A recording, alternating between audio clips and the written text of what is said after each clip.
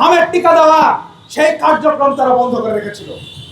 এটি আজকে প্রমাণিত হয়েছে যে ডক্টর মোহাম্মদ ইউনূস এবং তার যে স্বাস্থ্য উপদেষ্টা, যিনি স্বাস্থ্য খাত সম্পর্কে যার কোনো ধরনের কোনো জ্ঞান নেই, ন্যূনতম জানাশোনা নেই, যিনি ডক্টর মোহাম্মদ ইউনূসের সুগার ব্যবসা দেখভাল করতেন, সেই নূরজাহান বেগমকে নিয়ে এসে বানানো হয়েছিল স্বাস্থ্য উপদেষ্টা। কি হয়েছে? মিনিস্টার ফ্রিজ কিনে হাম্বা জিতেছে। মিনিস্টার ফ্রিজ কিনুন, হাম্বা জিতুন। আরো আছে আকর্ষণীয় উপহার। এই দুই ব্যক্তি মিলে বাংলাদেশের স্বাস্থ্য খাতকে সম্পূর্ণভাবে পঙ্গু করে দিয়েছে, যার ফলশ্রুতিতে আজকে 5 শতাধিক শিশুকে হাম রোগে আক্রান্ত হয়ে মৃত্যুবরণ করতে হয়েছে এবং 50,000-এর অধিক শিশুকে আজকে হাসপাতালগুলোতে কাতরাতে হচ্ছে।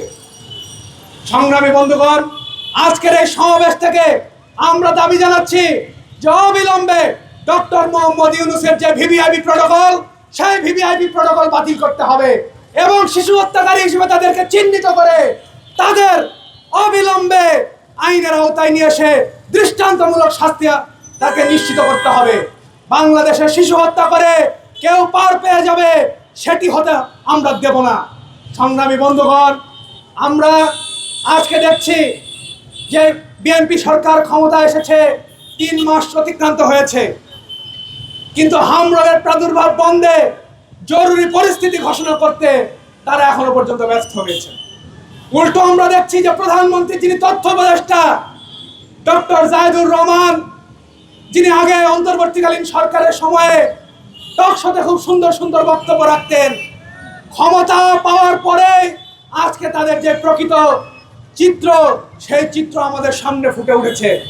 তিনি বলছেন যে 500 শিশু মারা গিয়েছে, এজন্য জরুরি পরিস্থিতি ঘোষণার কোনো প্রয়োজন নেই। তাদের কাছে এই শিশুদের জীবন বড় নয়, তাদের কাছে তাদের যে ক্ষমতা, সেই ক্ষমতা তাদের কাছে অনেক বেশি প্রিয়। সংগ্রামী বন্ধুগণ, আজকের এই সমাবেশ থেকে আমরা আহ্বান জানাতে চাই যেন অতি দ্রুত জরুরি পরিস্থিতি ঘোষণা করে হাম রোগের নির্মূলে যেন সরকার যথাযথ ব্যবস্থা গ্রহণ করে।